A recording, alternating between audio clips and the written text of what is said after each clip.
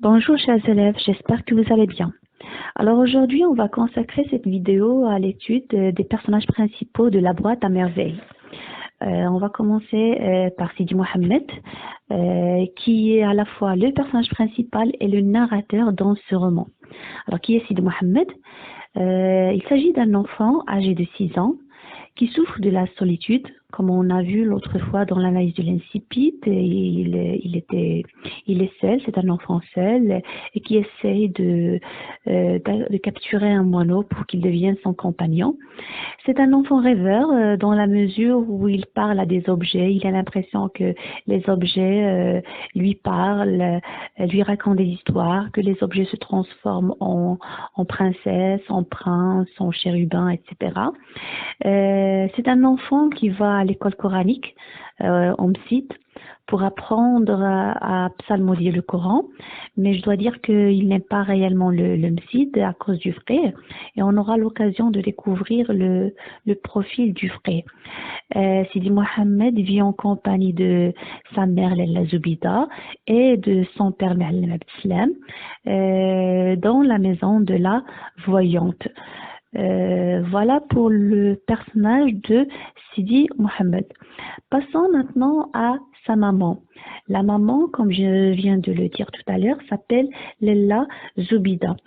C'est une jeune femme qui a 20 ans, mais elle n'est pas assez coquette.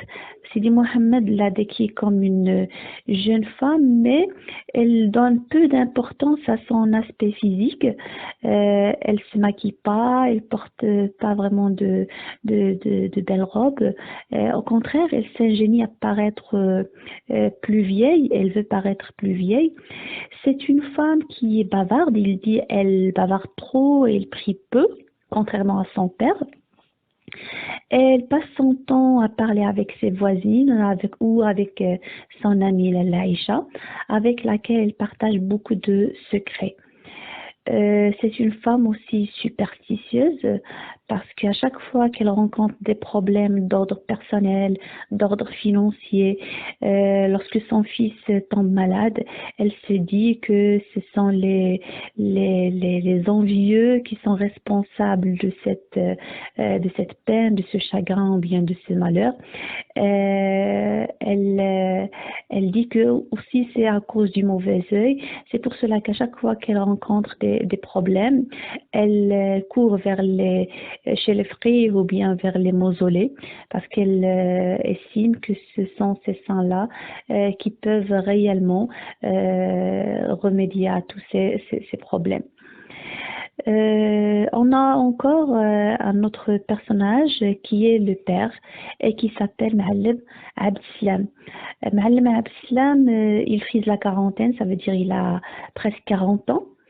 Il est tisserand, d'accord, mais vers la fin du roman, il va changer de métier provisoirement avant de reprendre son travail. Mais je vais pas brûler les étapes. On aura l'occasion de revoir cet épisode-là ou bien ce chapitre-là. Ce qu'il faut retenir, c'est que contrairement à la maman qui parle beaucoup et prie peu, Ma'alem Abdeslam, c'est quelqu'un qui ne parle pas beaucoup.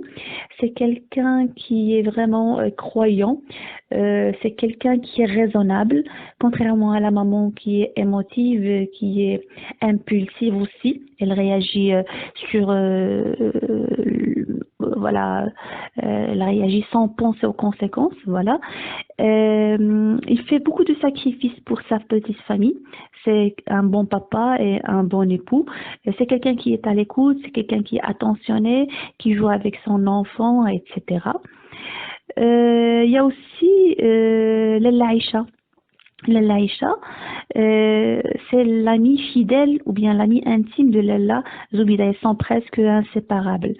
C'est une bonne femme, c'est une bonne épouse surtout, qui a pu soutenir son mari, surtout lorsqu'il a perdu tout son argent à cause de son associé, qui était un arnaqueur et un escroc. Elle a vendu tous ses bijoux pour l'aider à redresser la situation financière. C'est une femme superstitieuse parce que c'est elle qui accompagne le plus souvent la Zoubida pour aller à Sidi Ali Bouraleb ou pour aller visiter un quelconque mausolée.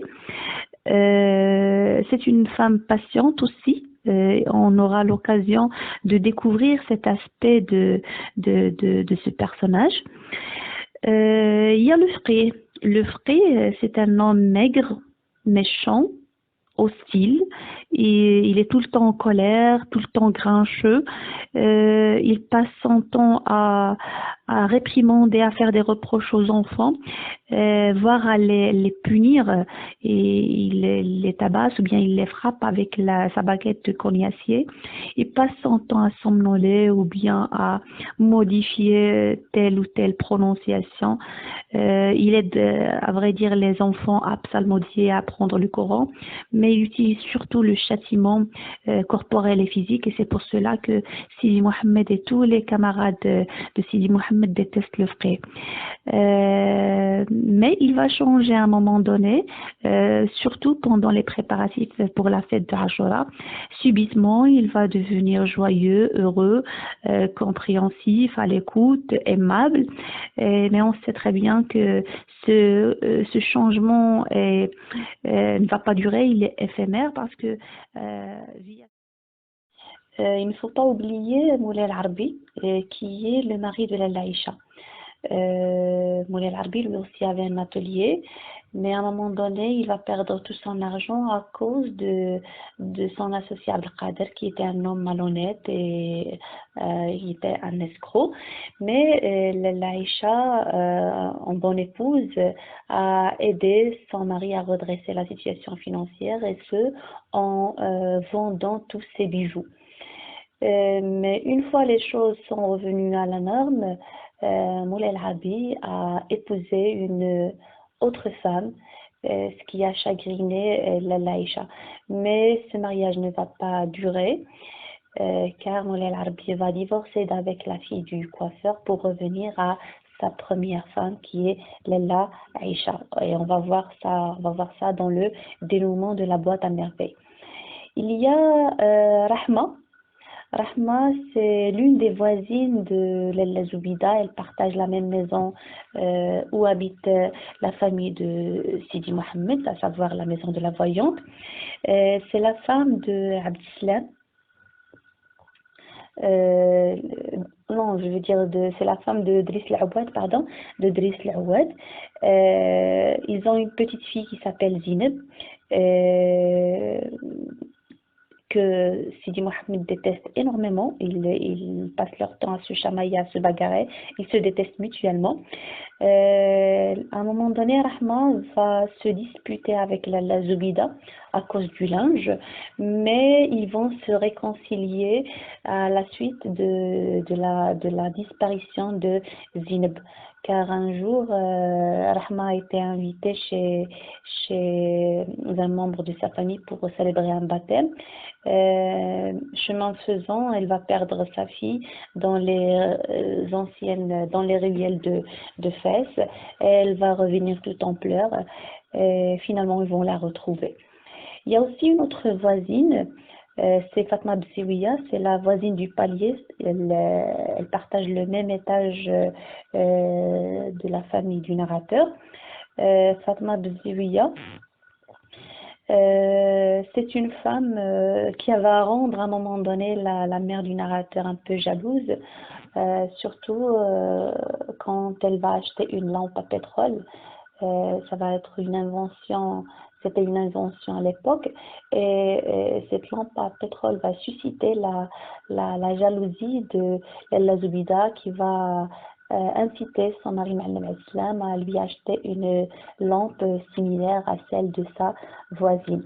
Alors, bien entendu, il y a d'autres personnages, mais faute de temps, on ne peut pas les citer tous.